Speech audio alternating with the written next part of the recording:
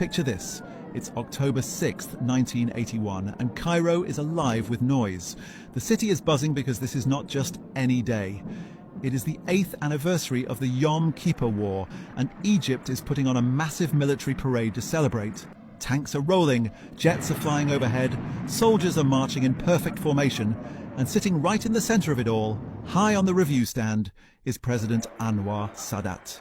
He is dressed in full military uniform, smiling, waving, his chest full of medals, soaking in the glory. At that moment he looks untouchable, the proud leader of a nation on display. But here is the thing. Not everyone is celebrating. Sadat had become a deeply controversial figure in Egypt. On one hand, many still saw him as a hero. Just a few years earlier, he had shocked the Arab world by signing a peace treaty with Israel. For some, that made him a man of courage, someone who finally ended decades of bloodshed.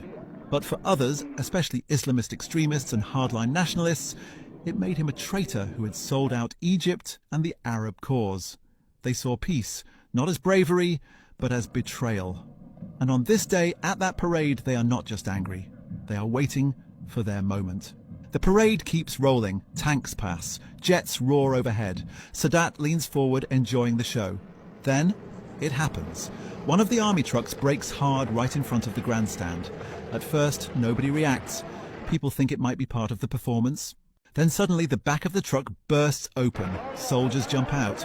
But these are not ordinary soldiers. They wear Egyptian uniforms, yes, but they are loyal to something else entirely. They are members of a radical Islamist group. And this is their chance. Their leader, Lieutenant Khalid al-Islambouli, shouts at the top of his lungs, "Death to the Pharaoh!" And with that, chaos explodes. The assassins hurl grenades toward the president and his entourage. Some go off, blasting smoke into the stands. The air shakes with the sound of explosions. Then rifles are raised, and in seconds, bullets are flying straight at President Sadat and everyone around him. The scene collapses into panic. People scream. Ministers and generals throw themselves to the ground. Chairs flip over. Guards scramble for cover. Sadat's security team freezes, and that hesitation proves fatal. Bullets rip through the air. Sadat is hit almost instantly, struck multiple times in the chest. He collapses backward in his chair, blood soaking through his uniform. Around him, officials dive to the floor. The crowd stampedes, ducking and clawing to escape. A few guards fire back, but it is already too late. In just minutes, the president of Egypt, the man who made peace with Israel, the man once seen as a giant on the world stage, is dying at the very parade meant to honor him. 11 others are killed in the attack and dozens more are wounded. Sadat is rushed to the hospital, but his injuries are too severe. After 2 hours, doctors cannot save him. The assassins do not even try to flee. They are all captured on the spot. Later, in court, Khalid al-Islambouli proudly declares that he killed Sadat because the president had betrayed Islam. He is sentenced to death and executed by firing squad.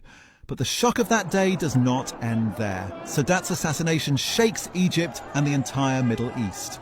Ordinary Egyptians mourn while others quietly cheer. The region holds its breath, unsure of what will come next. Soon, his vice president, Hosni Mubarak, who survived the attack by ducking for cover, takes power. And he will go on to rule Egypt with an iron grip for nearly 30 years. And here is the twist. Sadat thought that peace would secure his legacy and bring stability to Egypt. Instead, that very peace turned him into a target. And on the day meant to celebrate his greatest military victory, he was killed by his own soldiers.